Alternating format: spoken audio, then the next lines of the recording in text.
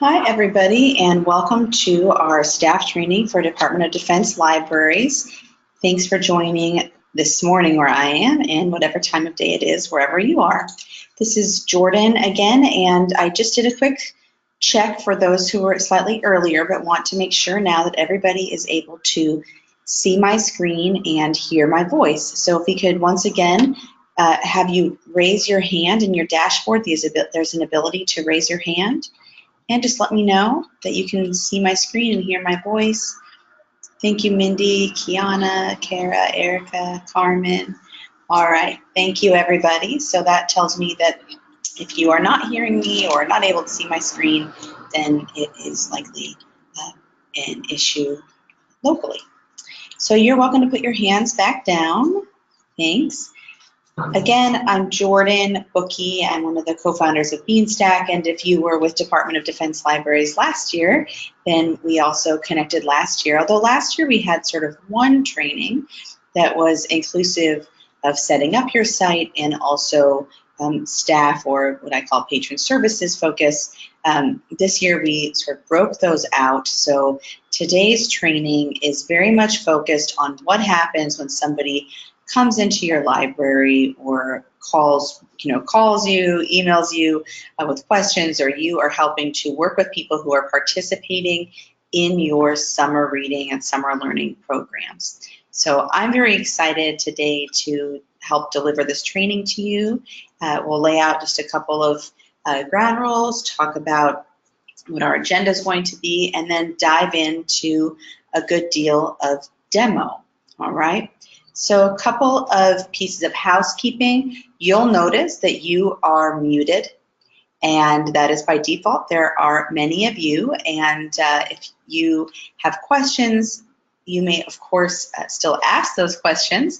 I ask that you do that through the chat or questions window, and you'll find that in your GoToWebinar control panel. On your control panel, you should see a place where you can chat in a question. So thank you for checking in at JFC Brunsum, and I'm able to see we have a report of all the attendees, but I appreciate you letting me know, Carla. I can see your questions. Sometimes I'm kind of deep in whatever I'm presenting and not necessarily answering them simultaneously, but I will keep it open and check back.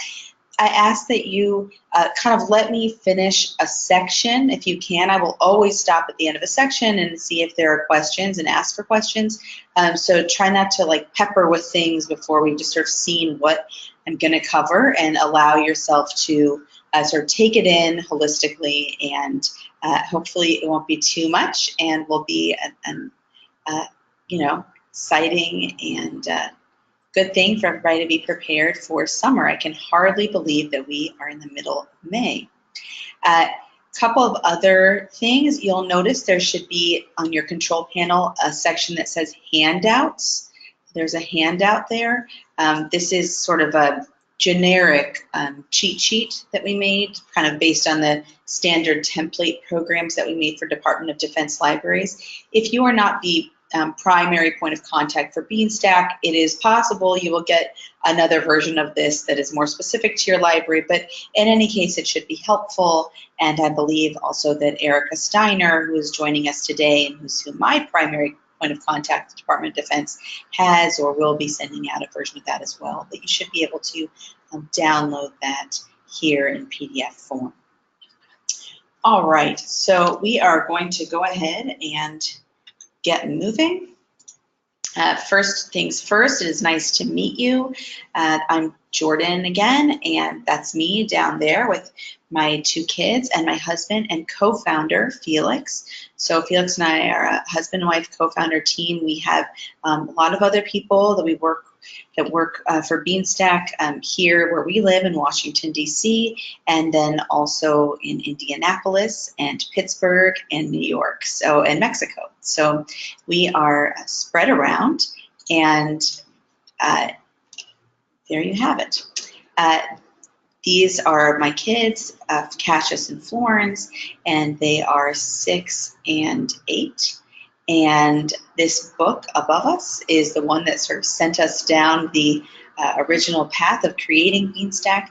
I started out my career as a teacher and that is in fact where I met Felix. I was a 7th and 8th grade teacher and teaching language arts, and then sort of always stayed in the field of literacy and learning, teaching, and long story, I ended up running Google's K-12 education outreach programs, and then decided to break off and start our own thing. So it really is a labor of love for us, and although we have grown, we very much view each and every library, each and every one of you as being a partner in this, and so are truly committed to your success and are here to make sure that you know, that you're happy with what we have to offer.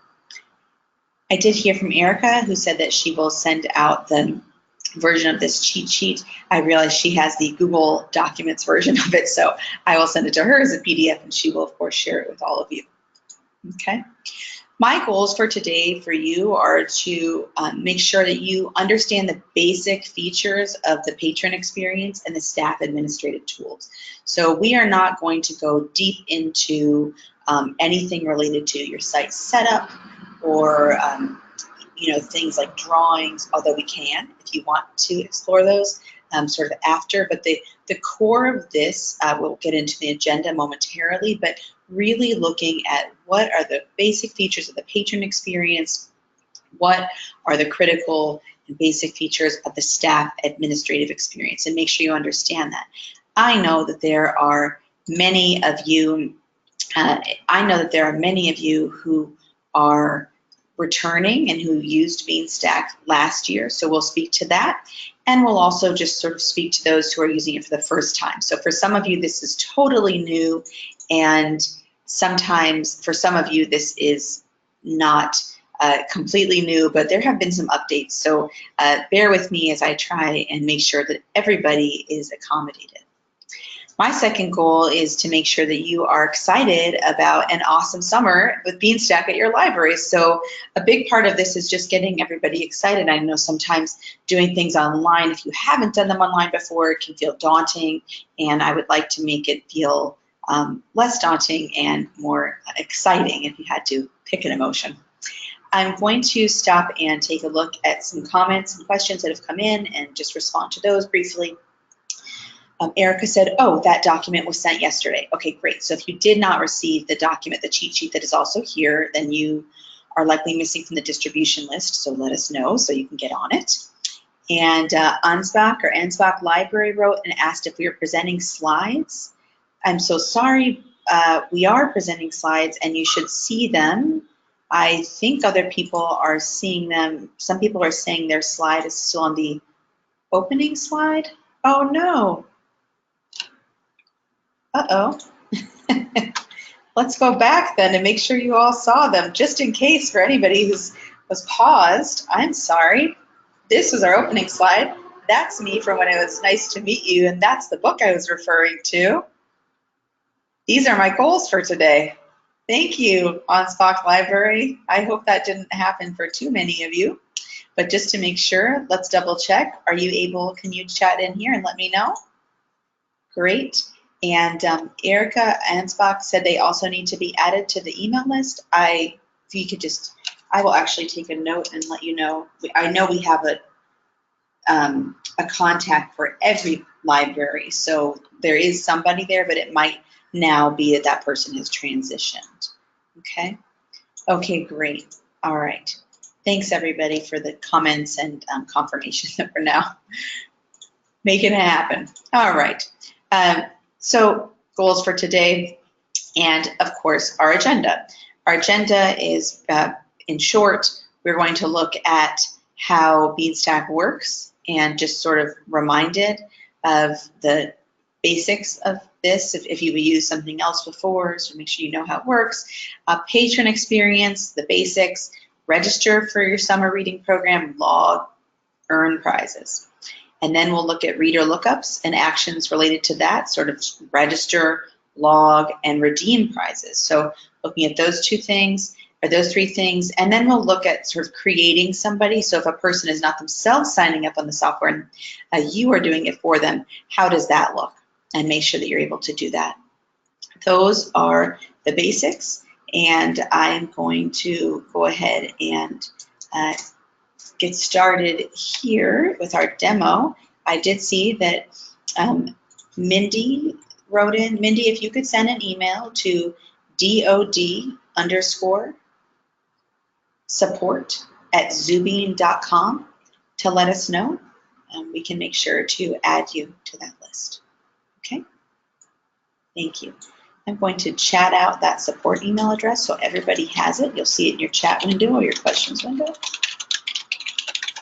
If you have not been on the distribution list, we'll make sure to give that back to Erica Steiner. All right, let's look at the patron experience.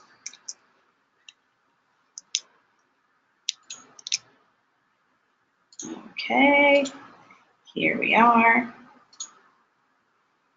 And all right, so this is just a demo site. Everybody here has a site that we have created for your library. We are in touch with up to 3 different people who have been noted as your primary points of contact and have been working with them to ensure that the template programs that we put on your site, when I say programs, I mean like a reading program. I don't mean like story time. I mean summer reading, for example. There should be a program, a set of programs on your site for different age groups, okay? This is our sample site, so yours probably looks something like this, but everybody has access to sort of change up how theirs looks. So, of course, mine says May 1st, this says June 1st. This is just a random library that I chose, Garmisch Community Library, just to kind of pick one up. Of course, they've updated their own logo and sort of made their own version of this. Other times you might even see a different image. So long story short, they're generally the same thing in the way that they function. And the way that Beanstack works is as follows. Somebody signs in, a patron create, oh my gosh, sorry about that. Excuse me, y'all, one moment. I lost my screen.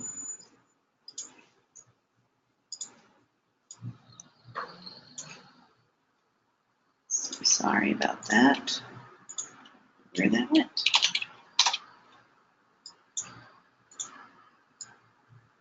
Alrighty, we're back.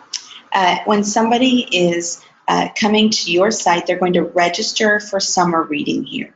You might still have a piece of paper or a log or something where people are able to write down the minutes they've read, and every Department of Defense library should be logging minutes as their sort of increment for the summer.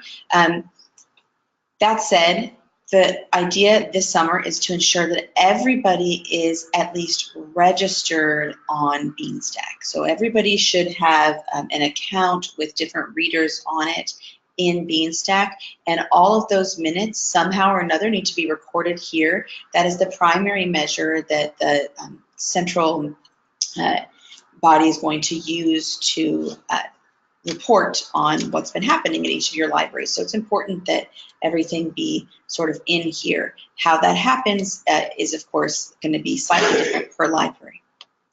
So let's get into how patrons sign up. I'm going to go through this route. If I click on register an individual or family, I can, of course, register as just one person, so say like a teenager or an adult, or I can register as myself with my kids. A recent change that has been made that is not how it was last year or even last month is that there is only the ability for somebody who is 13 or over to be what is called the account creator. I'll show you what that means momentarily. So if I click on register an individual or family, if I want to register myself and I am, say, 10 years old, I cannot do that. You have to be at least 13 years old, or you have to be with an adult who is registering that child. This is a requirement for all Department of Defense sites and is in compliance with the Children's Online Protection Act. Okay. So in this case, I'm going to go ahead and say that I'm going to register myself, or excuse me, I'm going to register a child. And I'll go here, I am Jordan. I'll call myself Jordan, example for today. Sometimes you might have a field or two that are not required. So in this case, we required email, which is common for Department of Defense libraries, but it is not necessarily going to be required on your site. A username is always required. That is how somebody logs in.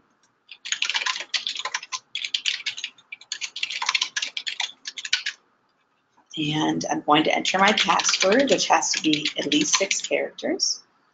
In this case, I'm choosing a primary library. If you are not sharing your site with another library, like sometimes we have 2 libraries sharing one site because they partner together. If you don't have one, of course, this wouldn't show up. Everybody does have this.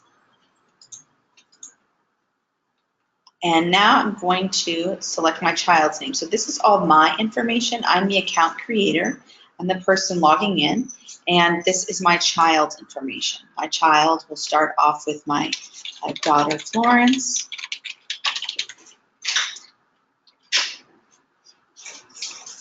And my child's birth date.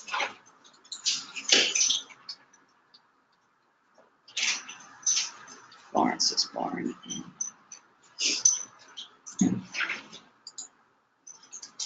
Actually, let's make her a little bit younger for our example here.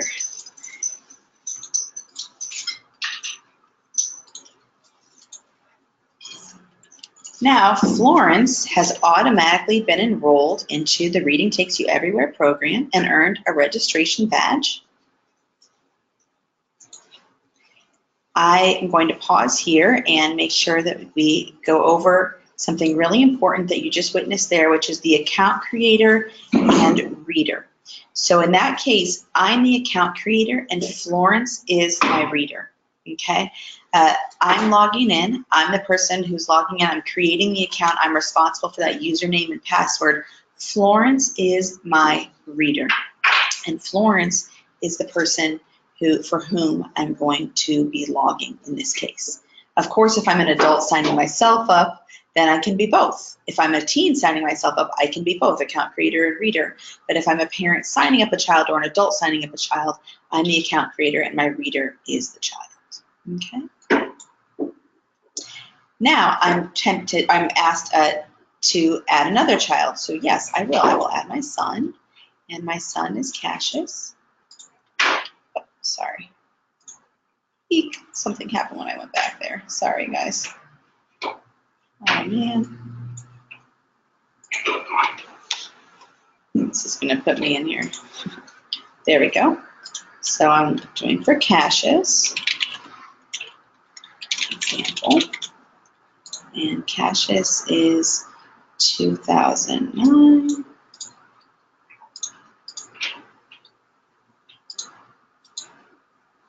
Cassius has been enrolled in a different program, different badge. Of course, it's called the same thing, but he is in a different program, as you can see here. And that's automatically happening because of his age.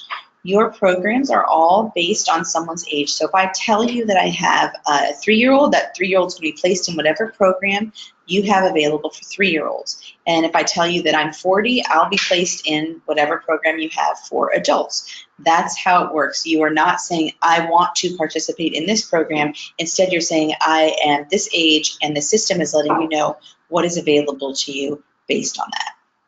I won't add another child in this case, but I will add myself, and I'm Jordan, example, and can keep going. Okay. And now I've also been in mine. Now, your programs, your default programs are set up without any prizes, but many of the librarians where you are have set up registration prizes or set up prizes at different milestone markers. Everything, as you're starting to see in Beanstack, is based on badging. As you start to approach a mile marker, you're going to earn a badge. Sometimes a badge is just a virtual badge. So the prize is in and of itself is just having gotten there. So if you've ever used a Fitbit or something like that, it's just the knowledge of the knowing that you made it to a certain point, but maybe you're not going to actually earn a physical prize. In this case, it looks like I actually have earned a physical reward. I can't download it here. Rather, I see these instructions, visit the library to pick up your registration prize. So we'll see later how an administrator, how a staff member will see that. But for now, I just want to make sure that you all see that I've earned this registration prize. And I will also get an email that tells me I've earned a registration prize. I'm not going to add another adult, but I could. I'm going to go here and just head into my programs.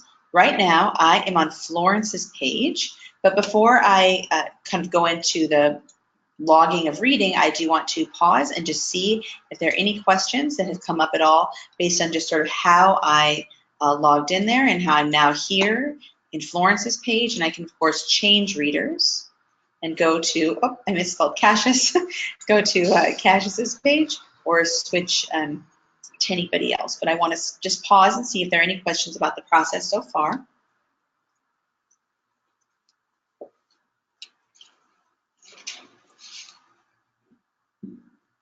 All right. If there are no questions, then I'm going to continue. This is the reader's dashboard. So I'm now officially sort of in my logged in view as an account creator. If I wanted to go and make, say, a change to my account settings, I would go right here to Settings and Account. For example, if I wanted to reset my password or make a change of something that I've added here, I could do that. I can also, for example, if I'm back in Florence's page, log my reading. So I'm not going to change readers. I'm going to see what Florence has. To this program, I've added some activities. It's very likely you will not have activities, but some of your libraries have, in fact, added them, and I want to make sure that you see them here. So I've got my logging badges. You might be saying to yourself, wow, Beanstack is so boring and everything's gray. Well, it looks like that now, but as I start reading and logging my reading, these badges will come to their full life and their colorful ways that they actually are. I can see if any badge is associated with the prize by this little prize marker here, and I can see my total minutes reading so far, and I can see all of my other badges. I'm going to go ahead and log. The way I log is clicking on this button. If I click on any of my badges, I'll also end up basically where this button's going to take me. In Florence's case, I see minutes and activities as options. I will just select my date. So let's say we read this yesterday. And first, I'm just going to log 1 hour. And let's see, Monster Princess. And I'll log my 1 hour. It's been logged. And if I come back here and check it out, I've read 1 hour, but I haven't earned my badge yet. I have to read 2 hours to earn my badge. So let's log another hour. Notice that while I'm logging, my date does have to fall within the dates of my program. I see it's going to be logged to Florence's profile. And my time spent reading here, I can enter it in as minutes, or I can enter it in, for example, I could type in 90 minutes, but it's just going to convert it for me, so I can do it that way as well. And let's say we are reading The Phantom, which we are. 12 news. Log that. And now Florence has earned her reward. Okay? She earned the bouncy ball, it looks like. It says, head to your library to receive your prize, or contact your local library for how to receive your prize. Okay? So now I've earned my badge, and here it is, all bright and colorful. I know I've gotten that far. Okay? Of course, when I'm going to log my minutes as a parent, I can, of course, here log for all of my readers so that I'm logging for everybody at one time and have it count for everybody. Otherwise, it's just going to count for Florence. Okay? It's just going to count for Florence. Now, I might want to switch readers, go here, change readers, and now if I go to Cassius's page, I'm going to see something different. So on Cassius's page, I just see minutes. I see different badges, and it looks like his goal is only to 10 hours. So every program might be slightly different and have a different look to it. He does also have a reward here for his 2 hours. And again, if I change readers and go to my own reading program, now I'm in the reading program for adults. And here again, I see minutes and I see different badges again. And let's say mine doesn't have any awards attached to it, but of course I could still earn my badges. If I switch back to Florence, I can also show you briefly how her activities work. So activity badges, these are just one example. Activity badges can be as easy as just clicking off an activity. It looks like I have to do 3 out of all these many activities that are here. What book do we read again and again? Oh, we read Extra Yarn. Save that. And if I do this third one, I should earn my badge. And now I've earned my badge here for having completed those activities. Okay, and I've done my 3 of my 3 activities. And of course, you can just keep going and going, but the basic idea here, the main thing someone's coming here to do is they've registered, that adult has registered him or herself, or that teen has registered him or herself, and possibly other kids on the account, readers like we have here. So you always have an account creator, and there's always a reader with an account creator. And then you also have your ability to switch between readers, and everybody's going to log reading and activities, or you might just have it say log reading if you don't have activities on your site. And when somebody clicks on that, they're going to go in, log their minutes, and earn their badges. As they earn their badges, they get closer and closer to the prizes that might be there. It is possible that your library did not add prizes. There are not standard prizes for every library. And so our standard reading programs of badges we set up do not all by default have the prize. It's very possible that your programs look much more similar to something like this, with a large amount of reading and just badges, and your library might be doing something different where someone comes in and they just get a prize for having participated that week. I mean, every library is different, but the basics of how you are recording your reading here, how you are logging your reading, and how if you do have prizes, how you're earning them are the same across all Beanstack sites. Finally, I will just show you here, if you did need the reader information, you can click here and sort of see what's happening within the reader's information. And of course, I already showed you how you can change readers, and here how you are able to add a reader. If you forgot somebody or didn't realize, you can always just log in and add a reader here as well, and add that reader to your list of readers on your account. I will pause there and see if there are any questions or comments anybody has.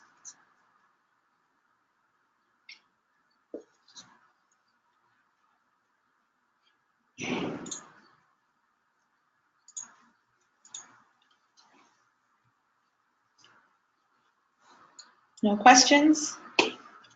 Don't be shy. You can keep it anonymous if you do have a question. All right. Just wanted to point out, for those of you who have returning patrons, a couple of things to note. We are, as Erica, I believe Erica Steiner shared, or certainly did do this very recently, going to remove or removed anybody who was an account creator that was under the age of 13 to comply with that law. There weren't too many across all of the sites, but those accounts are now gone. But otherwise, unless you've requested like a wipe of your site, then people do still have accounts. This is very specific to people who have used Beanstack in the past, just to make sure that you understand. So do not, yes, Erica, the accounts have all been deleted for those who are under the age of 13. Is that what you're speaking to? That has been done. Let me know if it's something else. Okay, great. The information, the question about someone's information being up to date will pop up. So if you are logging back in, many of you participated in like our winter reading challenge, or have 1,000 books before kindergarten going on at your library, different things happening. So you have patrons who are kind of continually using the site, which they absolutely can do. We're showing you kind of the use for the summer in mind, but It's absolutely possible you're using this site like throughout the year, or somebody's returning and like, hey, I already have an account on that site. And if they do, then they can definitely just log in and sign back in and go ahead and update their information. They'll be prompted to update their information. Once they've done that for the reader, they'll be able to just opt in, participate in the program. You can sort of see in the background there, it says register for this program. They'll be invited to register for the program, and that's it. They won't have to go through that whole registration process if they are returning and have an account. But if they're returning, that does not mean they're automatically enrolled in the program. They do have to log in, update their information, and then opt in to register in the program. Okay. And then, of course, they'd be taken to update their page. Okay. If there are no more questions here about anything here, then we are going to go ahead and we are going to do the staff administrative experience for you. I'm going to log out and log in as a staff member, double checking, no questions before we head out of here. Alrighty, then I'm going to log out. We've shown you how patrons are able to register or log in. Of course, they would, like I showed you, how someone would just sign in and update their information if they're returning, and then go ahead and opt into the program, and how they are able to log their reading, their minutes, and of course where they see rewards. Okay. Now I'm going to do what you're going to do. You should have a staff level login at your library, and you will sign in here or here, same place. When you sign in,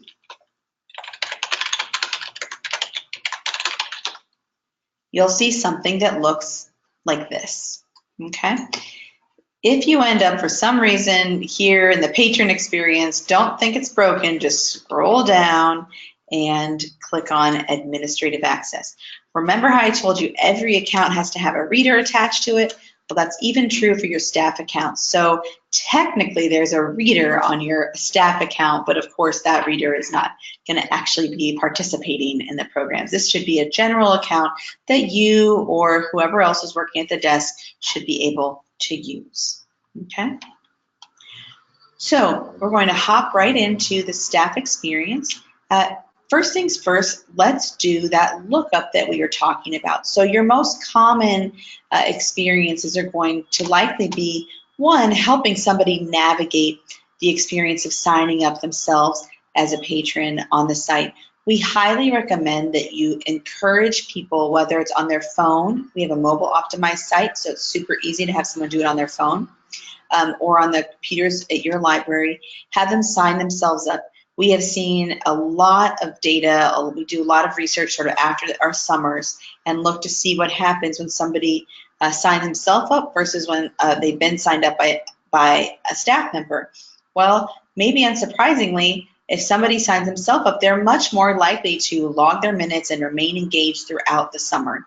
And if a staff member signs them up, they're much less likely to, probably because they have a lot more ownership when they're signing themselves up. And of course, they also might, better remember their username and password and all that because they've typed it in directly, okay?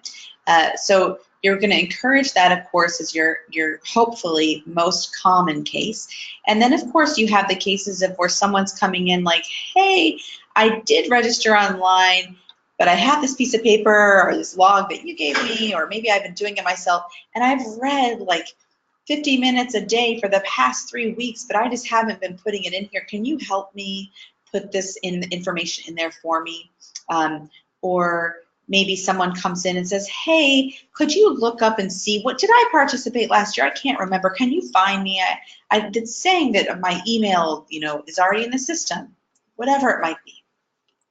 You can go here to people, find a person, and type in their name. So we could say, what's your name? Florence was my person. Now, of course, you might have more information or less. Maybe you only have first name. Of course, there are several examples of Florence, but this is the one we did today. She's always our example child as our real child. So here she is, all right? I found her, and once I find her, I can take a lot of actions in this screen. You do not have to go into her reader page necessarily, but this, of course, as you can see, is account creator and reader. Jordan is the account creator, Florence is the reader. And here I can see some information about the account creator, and if I go to these buttons, these will help me with the reader. So for example, Florence might say, hey, but I read all of this, I read so much, and we haven't been recording it, and mom comes in and gives me the stuff. I say, okay, in that case, I'm going to add to the log for you. So there's different things. This little plus tells me I can add to the log, I can add minutes, and I can add, say, like, great, I don't have to do, different increments of 1. I can just say, 5 hours. There you go. And I might even give it a title, added by librarian or added by staff, right? I'll make sure the date is within the dates of the program that we're offering, and then log, it's been added, and now that's done. I've added all of her reading at once for her very easily. Once I've done that, she might also say, hey, and I think I earned a reward. My mom got an email saying that I earned a reward. Can you see if I got a reward? She's a very mature 3-year-old. When you click on that little gift icon, it'll show you which incentives are available for us to redeem. Right now, Florence has earned the award, but it has not been marked as redeemed.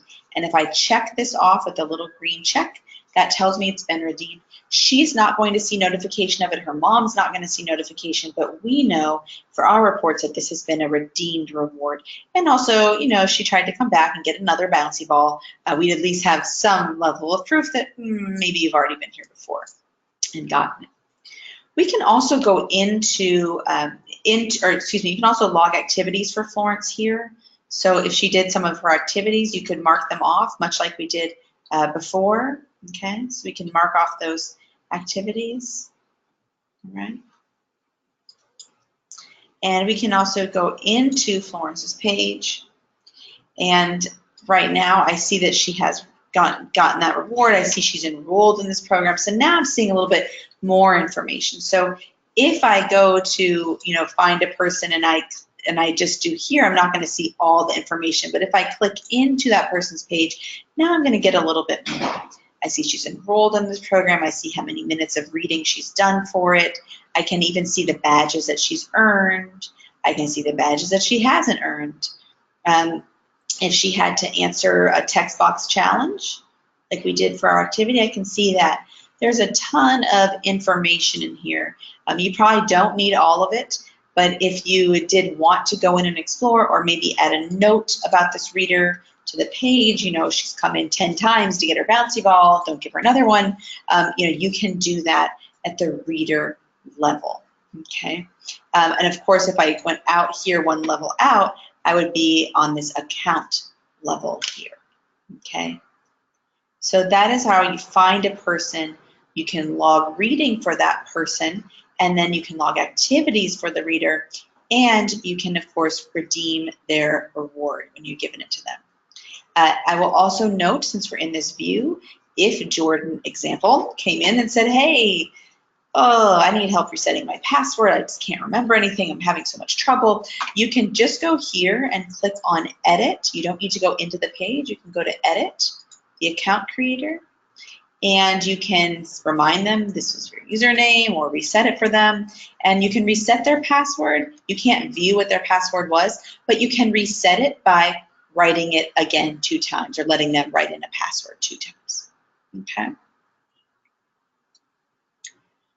Questions at all about that first sort of look up and take action for readers or resetting the password for an account creator?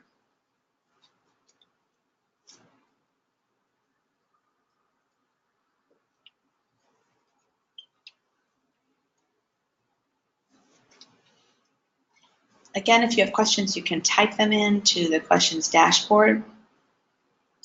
I saw like a hand go up, but I can't take them that way. But if you did have a question, you can absolutely type it in for me. For those of you who it's your first summer, you can sort of ignore this part. But for those who are using this last summer and might have somebody coming in to the library, sort of like that page I showed you where they makes them sort of pop up their information and edit someone's information before starting. If a person came in and asked you, like, hey, I want to do summer this year, I did it last year, I can't remember my information or whatever, can you help me? You say, sure. And that's what we're going to do now. So this is really for those of you who are returning and might have people already in your system. And this is really the workflow you're going to use for that. That workflow is as follows. Person comes in, you search for them. We can once again look for Florence as our example here. And I think I saw Florence Cadet. Here, there she is. And I might say, okay, great. There's Florence. What you're going to do here is you're going to first edit that person's information. So you find them, you say, yep, you are in the system. This is your information, mom or dad, and here is how we're going to do this. Okay, is this still accurate? Great, looks like it's accurate. Okay, now we're going to go into your page and click on Enroll. Once I've done that, she's enrolled. That's it. I can make sure that the parent or whoever, if it is her logging in, has that login information, and that's really all we need.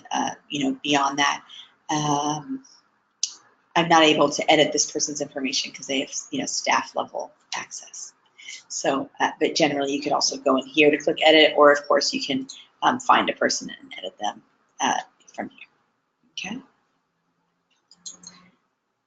Questions about that? So that workflow again is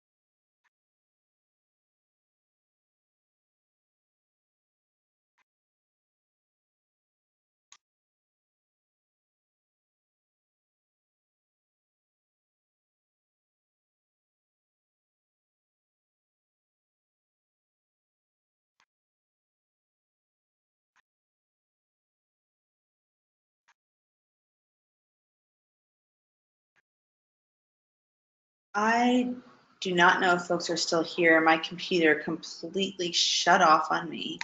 There's no warning. I do not know why. Can I have some confirmation that folks are able to still hear me now? I see all your questions. I'm so sorry. I've never had that happen. So I'm seeing like a million emails coming in, but can I have some confirmation you can hear me? Nancy, thank you. Lisette, thank you. Okay, and are you also able to see my screen? Can you confirm you can see my screen? I'm so sorry about that. Okay, all right. Thank you, thank you, thank you, thank you, thank you, thank you, thank you, thank you. Sorry, I have no idea. Just my computer just completely turned off. Okay, all right. Okay, so we are here, and I need to go ahead and get back into the admin. We're recording this, so I will work to make sure that we get out that middle section so it's not really confusing to you guys.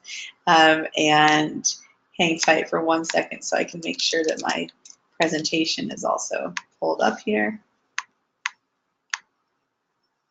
All right. All righty.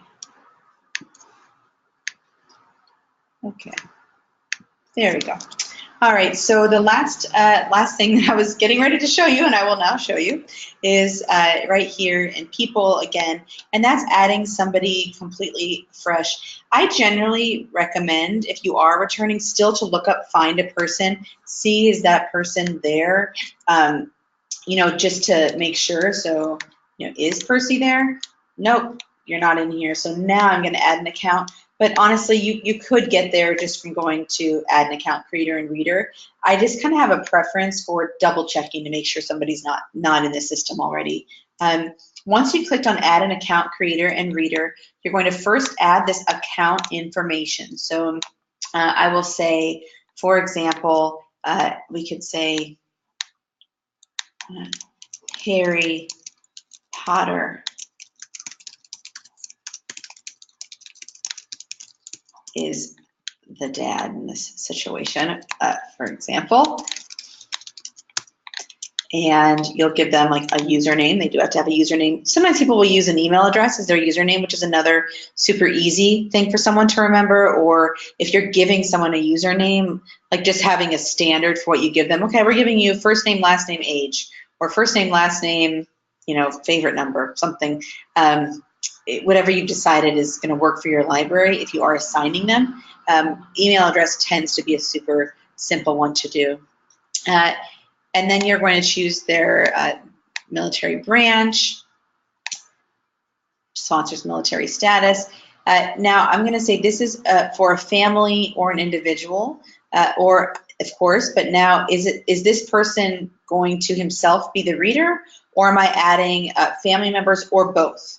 So I might say, yeah, he's registering to be a reader, and his birthday is January 21st. We'll go back here, okay? So he's registering to be a reader. That's gonna pop up now. What program should I enroll him in? I'll say, yep, I'm gonna enroll him in this. And if you're giving out a registration prize, it will also pop up here, because chances are if you're registering that person, you're probably also saying, here's your registration prize if you had that. So you can also just simultaneously redeem their prize. Let's say, yeah, I'm also gonna be adding some kids to this account. So I'm gonna add additional readers. Of course, if I was just adding him, he would be the person registering as a reader and then done.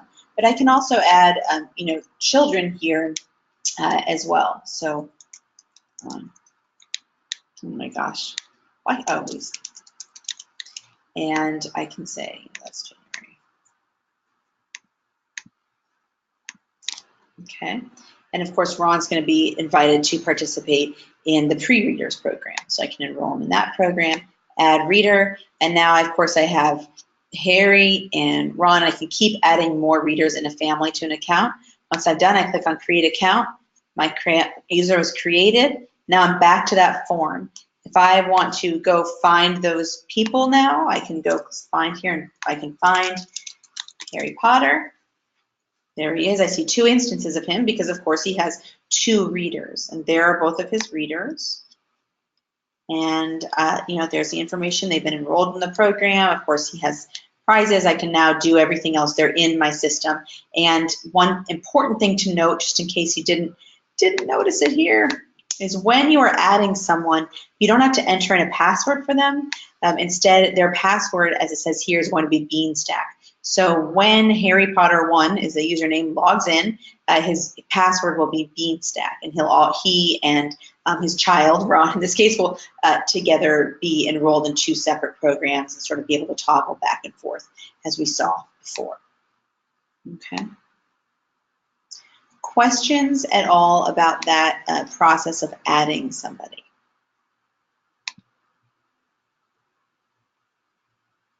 And I'm now seeing, here I see still questions.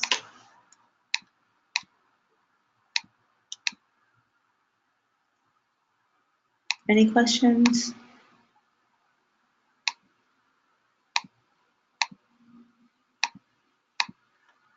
I did see something from Ansbach. Hopefully you can, Ansbach, hopefully you're able to still now see. I know a lot of people sort of lost it there for a moment, so thanks for sticking with me. It looks like the vast majority of you did, so I appreciate that.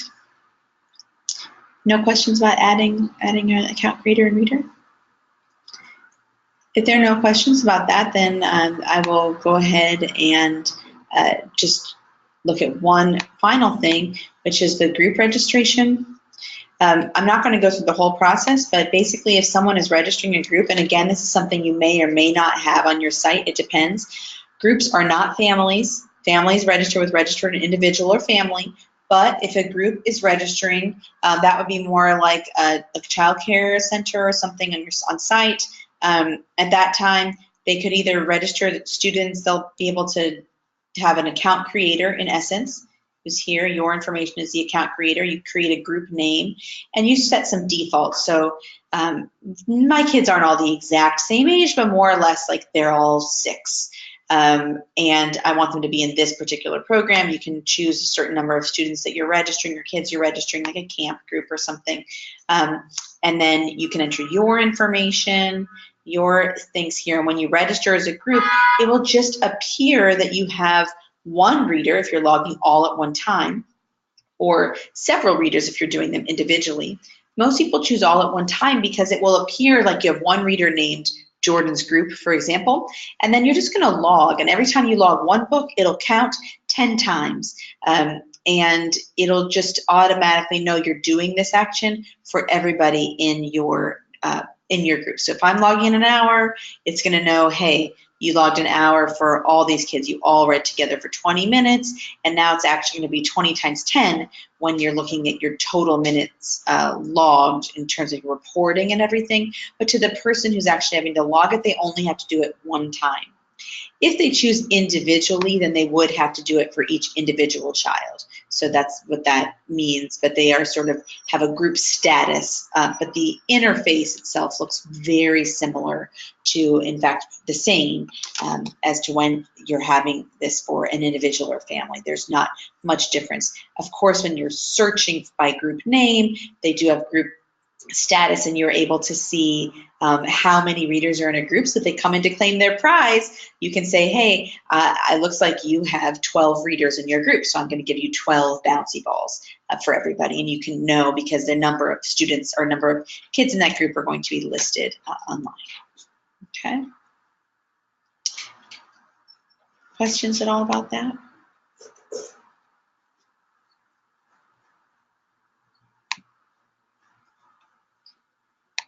I want to thank you all for your patience with my technical difficulties, and thanks for sticking with that portion. I will, of course, answer questions about the site or demo as you have them.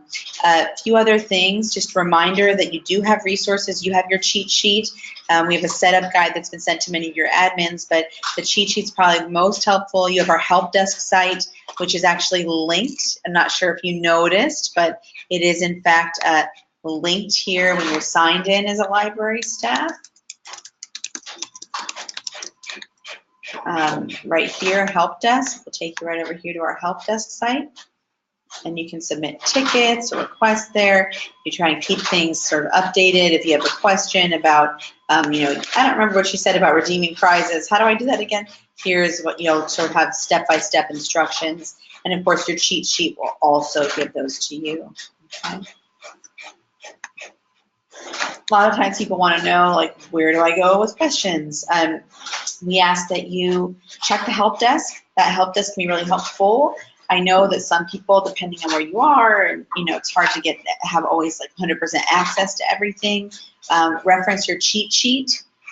Look and see if you can find an answer there. If you can't, you can submit a ticket on our help desk. We love tickets because it allows us to track whether or not something's been closed, and it gives us a sense we're able to, at the end of the year, actually sort of review those tickets and see what is a common thing people have questions about. Usually a ticket just means us helping you with something, and then we're able to say, oh, we can make this easier for somebody by doing X, Y, Z. If we've seen 10 tickets about redeeming a prize, for example, which is an example from last year. And then finally, you can always, if that's not possible for you, you can always write to clientsuccess@zubeen.com or DoD support, as I put in the chat, at zubeen.com, and copy Erica Steiner, who, and that I will inevitably copy her just so she's aware of what we're up to and talking about anyway, so she's in that conversation.